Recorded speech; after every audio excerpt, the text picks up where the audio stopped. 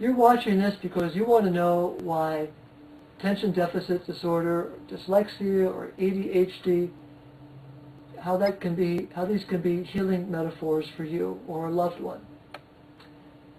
And I'm hoping you're going to find something good here, because I've got a lot of background in this field and I'm recovering from that myself. Let's handle obvious solutions right away. Are you reducing white sugar in your diet? Are you reducing all carbohydrates to a minimum?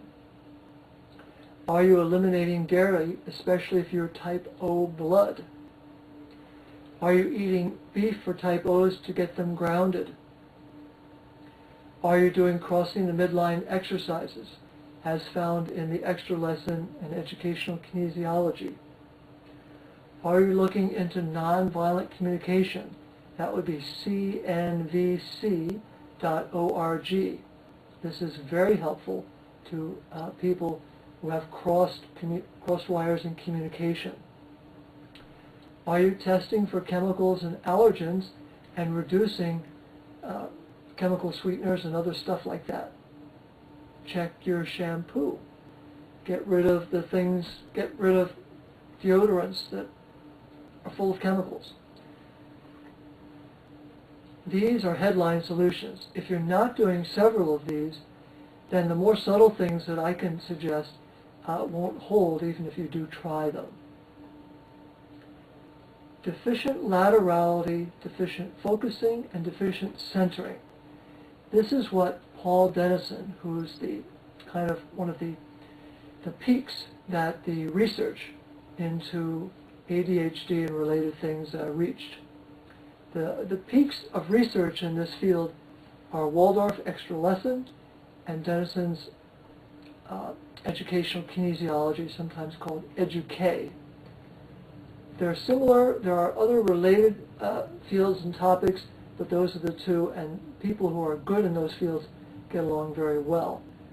They overlap and complement each other really strongly. Dennison's idea of laterality is moving flexibly between the right and left brain through the corpus callosum. Dennison's idea of focus is moving flexibly between front and back, frontal and basal parts of the brain. His idea of centering is moving flexibly top to bottom in the brain, from basic reptile brain to the newer, more elegant overlay of intelligence. Clearly, ADHD is some kind of lack of internal flexibility, a person stuck, hampered, and perhaps rigid in their capacity to get around inside their own psyche. The Sushumna. The new energetic anatomy book that's coming has a long section on the Sushumna. What I'm learning from Sally Offler, who's my current mentor in medical intuition, is the Sushumna is a major organizing element in how we, as spirit, orient ourselves to the 3D body, right and left, front and back, and top and bottom.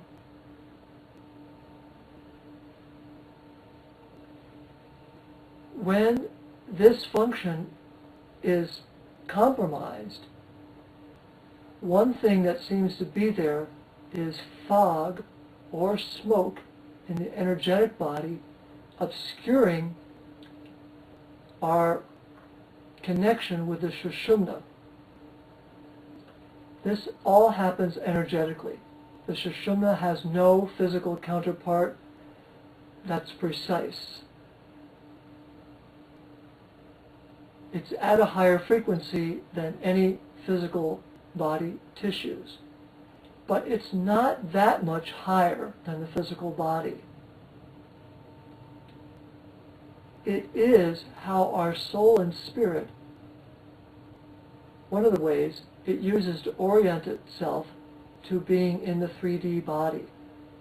And if there is energetic smoke or fog in the psyche, this will be clairvoyantly seen, it's like a ship in a fog at night, and it can hear the lighthouse, but it can't see the light because the fog is so thick. So how can it find its way to go if it can't see the lighthouse? Well, it's difficult. And this is about as close as I've ever seen anybody get to a really good description of ADHD, dyslexia, and so on.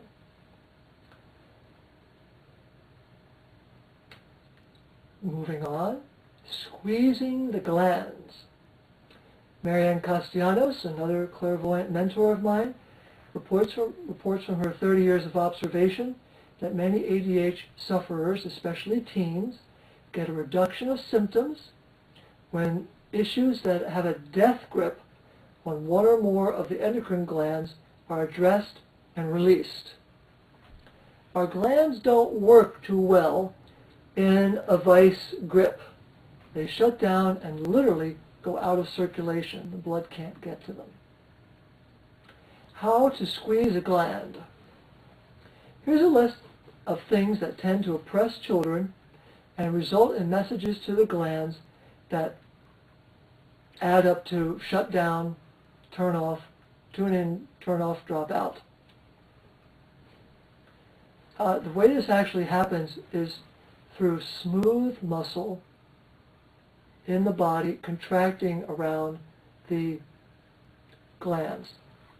Now, people who are highly versed in anatomy may question that, and so does that mean that the fascia contracts around the glands, not the smooth muscles? This requires a lot more research. The kinds of things that cause glands to contract and get squeezed are messages like, no, stop that, you can't, you won't, and get out of here. Other things that will cause the glands to contract in children are divorce of the parents, malnutrition, junk food, bored, rigid, factory-style K-12 education, lack of physical movement, such as sitting all day at school, then sitting at home, excess virtual stuff, that's like video games, TV, internet, that have no authentic three-dimensionality to them, and any kind of wild chaos as reported and promoted by TV news. All these things, any of them, if deeply internalized, tend to shut down the endocrine system. Imagine how this plays into the low self-esteem in teens especially. Do you perhaps know any teen-adult relationships based primarily on negative strokes like no, stop that, don't do that, you can't, and the like? No wonder some teens' own self-talk can be so negative. With insights and imagination, it's possible to use the light to identify where these glands are being squeezed and to penetrate into them and release the issues so that the gland can get out of prison, get out of jail free, and circulation can come back into the organ and it can come back to life. Many medical intuitives can do this, and give me a call if you need help. That about does it for this one. If you have information on this that you'd like to share or think should be in the video, send me an email. I'd love to see it.